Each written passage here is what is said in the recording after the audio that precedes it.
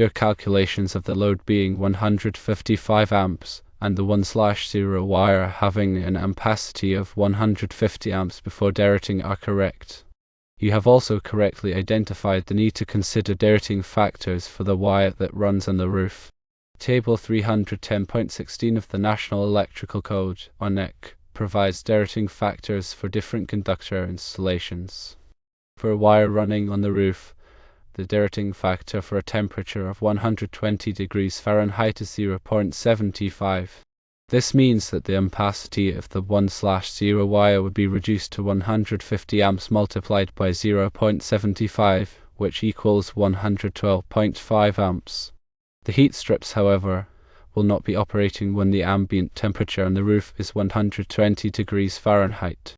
Instead, they will be operating in cooler temperatures. To calculate the ampacity of the 1/0 wire in the cooler operating temperatures, which is below 70 degrees Fahrenheit, you need to apply the derating factor for 60 degrees Celsius to 70 degrees Celsius conductor temperature, which is 1.5. Applying this derating factor, the ampacity of the 1/0 wire would be 150 amps multiplied by 1.5, which equals 157.5 amps.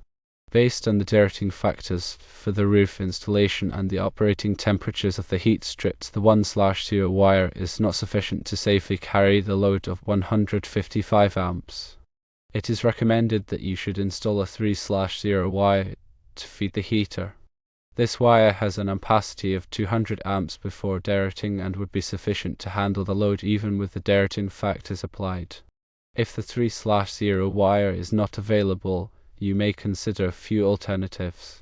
Firstly, adding a thermal overload device to the disconnect to protect the wire from overheating. Secondly, installing a larger disconnect to accommodate a larger wire size. Thirdly, rerouting the wire to avoid running on the roof. The analysis is based on the information provided, and it is always recommended to consult with a qualified electrician for specific advice and to ensure compliance with local codes and regulations. When sizing conductors for electrical loads, it's important to follow the National Electrical Code, or NEC, to ensure safety and prevent overheating, fires, or other hazards. The NEC provides guidelines for determining the appropriate conductor size based on the load current, ambient temperature, and other factors. Here's a breakdown of the key considerations and steps involved in sizing conductors for electric heat strips or any other electrical load. Firstly, determine the load current. Calculate the total current that the electric heat strips will draw. You correctly calculated the load current using the formula amps equals watts divided by volts multiplied by the square root of 3 for a three-phase system. Make sure to use the correct voltage for your system, in this case 208 volts. Secondly, consult ampacity tables.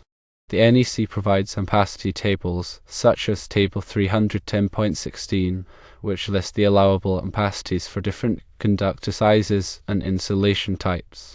These tables are based on specific temperature ratings. Find the appropriate ampacity table for the type of conductor you plan to use, such as copper or aluminum, and its insulation rating, such as THHN or XHHW. Thirdly, apply correction factors. The ampacity values in the NEC tables are based on specific ambient temperatures, typically 30 degrees Celsius or 86 degrees Fahrenheit. If the ambient temperature is higher than this, you need to apply correction factors to reduce the allowable ampacity of the conductor. Correction factors are found in NEC Table 310.15 bone. Since the wire runs on the roof where temperatures can exceed 86 degrees Fahrenheit, you must apply a correction factor. For example, if the ambient temperature is 120 degrees Fahrenheit, the correction factor for a conductor with a 75 degrees Celsius insulation rating is 0.82. This means that the allowable ampacity of the conductor is reduced by 18%. Fourthly, apply derating factors. Derating factors are applied when multiple current-carrying conductors are bundled together or run in close proximity, which can increase the overall temperature and reduce the allowable ampacity of each conductor. Derating factors are found in NEC Table 310.15b3. The NEC specifies the conditions under which derating factors must be applied, such as when more than 3 current-carrying conductors are installed in a raceway or cable. Fifthly, determine the minimum conductor size. After applying all applicable correction and derating factors, determine the minimum conductor size that can safely carry the load current. The conductor must have an ampacity equal to or greater than the load current. Sixthly, consider voltage drop. Voltage drop is the reduction in voltage that occurs along a conductor due to its resistance. Excessive voltage drop can cause equipment to malfunction or operate inefficiently. The NEC recommends limiting voltage drop to 3% for branch circuits and 5% for feeders. Calculate the voltage drop for the proposed conductor size and length to ensure that it is within acceptable limit. If the voltage drop is too high, you may need to increase the conductor size. Seventhly, select the appropriate conductor insulation. Choose a conductor insulation type that is suitable for the environment in which it will be installed. For example, THHN insulation is commonly used for dry locations, while XHHW insulation is suitable for wet locations. Ensure that the insulation is rated for the maximum operating temperature of the conductor. Eighthly, install the conductor properly. Follow the NEC guidelines for installing conductors, including proper support, spacing, and termination methods. Ensure that all connections are tight and secure to prevent overheating and arcing. The NEC provides specific requirements for conductor installation in different types of raceways, such as conduit and cable trays. Ninthly, use appropriately sized overcurrent protection. The overcurrent protection device, such as a circuit breaker or fuse, must be sized to protect the conductor from overloads and short circuits. The NEC specifies the maximum allowable overcurrent protection for different conductor sizes. Ensure that the overcurrent protection device is properly sized and installed in accordance with the NEC. Tenthly, ground the system properly. Grounding is essential for electrical safety and helps to prevent electric shock. The NEC provides detailed requirements for grounding electrical systems, including the size and type of grounding conductors. Ensure that the system is properly grounded in accordance with the NEC.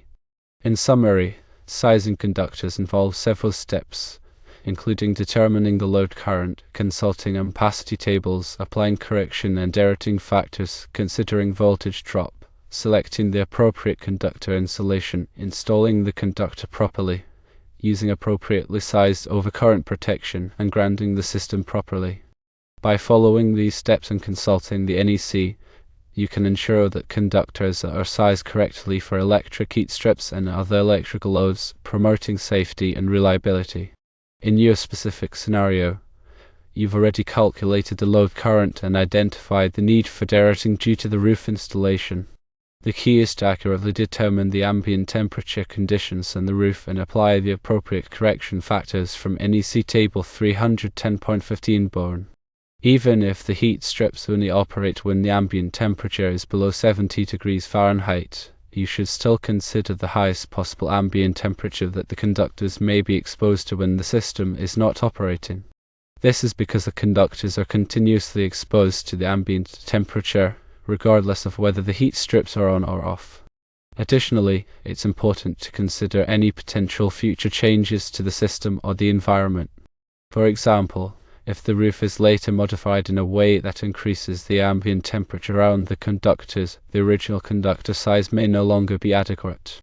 Therefore, it's always a good practice to err on the side of caution and choose a conductor size that provides some extra capacity. In your situation, recommending the 3/0 wire is a prudent approach, as it provides a higher ampacity and a greater margin of safety. It's always best to prioritize safety and adhere to the NEC guidelines to ensure a reliable and safe electrical installation. Remember to consult with a qualified electrician to verify your calculations and ensure compliance with all applicable codes and regulations. They can provide valuable insights and expertise to help you make the best decision for your specific situation. When dealing with electrical installations, safety should always be the top priority. Following the NEC guidelines and seeking professional advice can help you avoid potential hazards and ensure a safe and reliable system. The NEC, or National Electrical Code, serves as the cornerstone for safe electrical installations, providing a comprehensive set of standards that prioritize safety and prevent electrical hazards. Understanding the NEC structure and key articles is crucial for anyone involved in electrical work, ensuring compliance and promoting a secure electrical environment. The NEC is organized into chapters, each addressing specific aspects of electrical installations. Chapter 1 covers general requirements, outlining the scope, purpose, and definitions used throughout the code. Chapter 2 focuses on wiring and protection, addressing conductor sizing, overcurrent protection, grounding, and bonding. Chapter 3 deals with wiring methods and materials, specifying the types of wiring allowed in different locations and conditions. Chapter 4 covers equipment for general use, including receptacles, switches, and lighting fixtures. Chapter 5 addresses special occupancies, such as hazardous locations, healthcare facilities, and swimming pools, which require additional safety measures. Chapters 6 and 7 cover special equipment and special conditions, respectively, addressing topics like electric signs, elevators, and emergency systems. Chapter 8 focuses on communication systems, including telephone, data, and CAT-TV wiring. Chapter 9 contains tables and examples that supplement the requirements in the other chapters. Within these chapters, specific articles provide detailed guidance on various electrical topics. Article 100 defines key terms used throughout the NEC, ensuring consistent interpretation. Article 110 covers general requirements for electrical installations, including workmanship, equipment ratings, and access to electrical equipment. Article 210 addresses branch circuits, specifying requirements for conductor sizing, overcurrent protection, and receptacle placement. Article 215 covers feeders, which supply power from the service equipment to branch circuits. Article 220 outlines the method for calculating branch circuit, feeder, and service loads, ensuring that the electrical system is adequately sized for the anticipated demand. Article 230 addresses services, which connect the building to the utility power supply.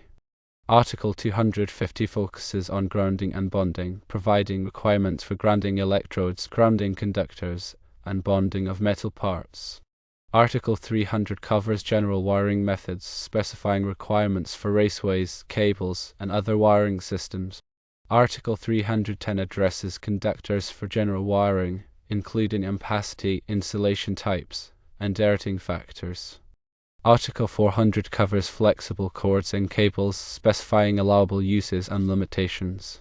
Article 430 addresses motors, motor circuits, and controllers, providing requirements for motor protection and control. Article 440 covers air conditioning and refrigerating equipment, including disconnects, overcurrent protection, and wiring methods. Article 500 addresses hazardous locations, classifying different types of hazardous areas and specifying appropriate equipment and wiring methods. Article 517 covers healthcare facilities, providing additional safety requirements for electrical systems in hospitals, clinics, and nursing homes. Article 547 addresses agricultural buildings, which may have unique electrical hazards due to the presence of dust, moisture, and corrosive substances. Article 600 covers electric signs and outline lighting, specifying requirements for installation, wiring, and grounding. Article 625 addresses electric vehicle charging systems, including equipment, wiring, and safety requirements. Article 700 covers emergency systems, including generators, transfer switches, and emergency lighting. Article 701 addresses legally required standby systems, which provide power to essential loads during power outages. Article 702 covers optional standby systems, which provide power to non-essential loads during power outages. Article 725 addresses Class 1, Class 2, and Class 3 remote control, signaling, and power-limited circuits. Article 760 covers fire alarm systems, including wiring, equipment, and performance requirements. In addition to these key articles, the NEC contains numerous other provisions that address specific electrical topics. It's important to consult the NEC thoroughly and understand its requirements to ensure compliance and promote electrical safety. The NEC is updated every 3 years, so it's essential to use the latest edition to ensure that you're following the most current standards. Changes and revisions are made to reflect new technologies, address emerging safety concerns, and improve the clarity and usability of the code. The NEC is not a design manual, but rather a set of minimum safety requirements.